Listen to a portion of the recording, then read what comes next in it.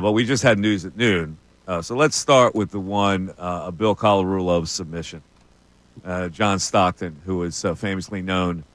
We don't have this one yet, we don't have that one? No, right now we got Shefty. Okay, all right, let's start with number 2 then.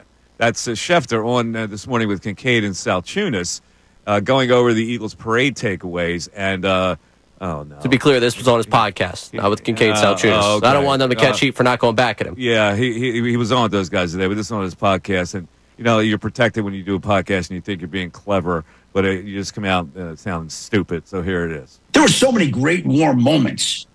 But I'm going to tell you, you're always going to remember the city of Philadelphia pelting Howie Roseman with a beer can, just the way they pelted Santa Claus with a snowball. I don't know it was intentional, but that thing looked like it left a nasty welt and scar on the top of his forehead. So here's this guy who does as good a job as any GM in all of football in building another world champion for the Eagles, and then gets hit with a beer can in the head. Now, I don't think somebody was throwing at him intentionally. I don't think that. But there's still projectiles here at a parade where there are people, and it's dangerous. So the GM takes the beer can in the forehead, and he gets up there without missing a beat and says, "I bleed for this city." And I just think that now is something that he will always be remembered for.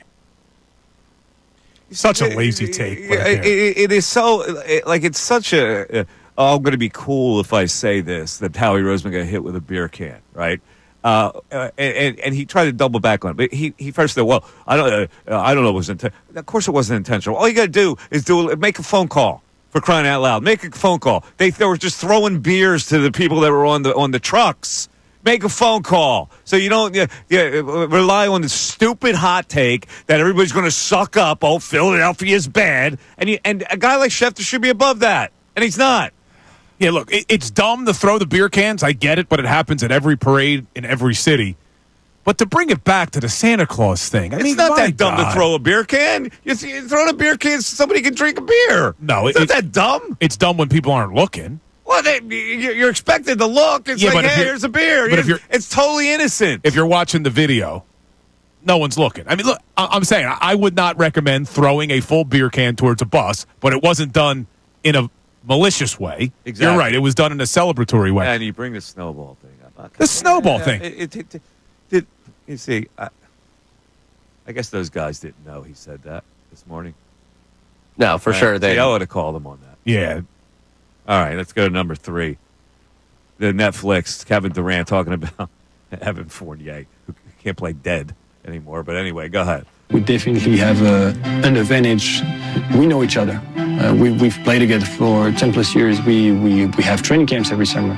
These guys don't. These guys just show up for 3 weeks and just go play, right? It's extremely hard to create a team and create chemistry like that. And I think that's their biggest disadvantage. And that's always a challenge for them. I could play together every day for the last 5 years. That ain't gonna help you. That chemistry gonna help you when you got guard stuff. So whoever talking, man, especially French, man, just play the games, man. We ain't talking about y'all. We respecting what y'all doing over there, bro. Play the games, bro. Yeah, see, Fournier's not wrong, as Bill would say. But did they win? I don't know. Did they win the gold? No. They didn't. Okay, all right. Yeah. I'm just checking. Maybe I saw the wrong Olympics. I have to watch this, but if he said this prior to the Olympics about them talking on the other side, like it sounds like this was said in the progress of the Olympics. Yeah. It literally turns out to that. Because you could see France, the way they play together, they were getting together in the fourth quarter, and it didn't matter because Steph Curry's Steph Curry. Yeah, it's exactly what happened. Like KD called the entire end of the Olympics. Most of the time, talent's going to beat chemistry. Anyway. Let's go to the text board. We got plenty of Phillies text. I hope people remember what we're talking about because it was pretty heated. Well, people are weighing in on the YouTube chat, so they must have heard us earlier. Yeah, so the concept of what we're talking about is that Bill looks at Rob Thomson and he should be on the griddle, and in fact he criticized him last year for not adjusting, blah blah blah. But he, in my opinion, does not show the same scrutiny for his buddy Nick Sirianni. Because baseball managers do less than football coaches, in my opinion, and I think in the opinion of many people who look at baseball and say, well, baseball is kind of an automatic pilot type of sport, and what you can do as a manager best is you just make people feel comfortable. They can play to the best of their ability. But I was supporting Nick Sirianni in coming back, but I agreed that he would be on the hot seat if they didn't have success this season. So I don't see how you could say Sirianni was on the hot seat coming into this season, but Rob Thomson wouldn't be, especially when I think you could make the argument that Sirianni had a lot less to work with last year when you looked at how bad the defensive personnel was, which Howie Roseman agreed because they brought in 7 new damn starters on defense. Rob Thomson, okay, he's being told by Dombrowski, though, Mike, this roster's good enough. We're not going to make a lot of changes. Let's talk about your hot seat now. Where does it go? Because I can tell you right now, I think NLCS. That they shouldn't beat the Dodgers. I think they have to get to the NLCS. They have to get against the Dodgers. Yeah, if they lose to the Dodgers, I don't think he gets fired. Okay, are they as good as the Braves? It'll be interesting because the Braves are healthy this year. The team that Dombrowski assembled as good as the Braves. I think that they got a higher payroll. I see. Again, he doesn't answer. He never answers the question, right? It's like pulling an answer out of him is like trying to get something out of a sewer drain. I'm going to say yes. I'm going to say yes that they should beat the Braves. Okay. Because if you got the third highest payroll in baseball, and I'll tell you why you said that, because it supports your argument. Because you said no, then how could he be on the hot seat? You see? I know, because then you got the Mets. I put a bear trap on you. You got the Mets, too. You got the Mets. Are they as good as the Mets? But here's why, all right? It's not only about comparing them to the Mets and the Braves. It's about, and you don't like me using the word regress, but I think that they have regressed every single season because I base it on playoff success, not just on the fact that they had 95 wins last year. I get it. They went 87, then 90, then 95. If you were good enough to win 95 games and you go into the playoffs with a team that you think is good enough because they had the second best win total in the league and they didn't win, then where's the regression?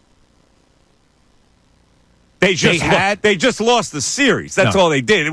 It wasn't a regression because going into this, you go, wow, the Phillies should win this series. So where's the regression? They won 95 games. But they won 95 games because of the tremendous start they had to the season. They were not a 95-win team. Doesn't matter whether they had a hot the All-Star start break before the season or after the All-Star break. No, it doesn't matter. Then how come it mattered that the Eagles were 10-1 and then lost 6-7? Because why did that matter? 6-7 is a total meltdown. That what the Phillies did after the hot start was still win 95 games. They coasted after the break. Park. Rome, you're on 97.5, the Fanatic. Rome. Hey, afternoon, gentlemen. What's How up, you doing? Rome? How you doing? All right. Not bad. Pretty good. Bill,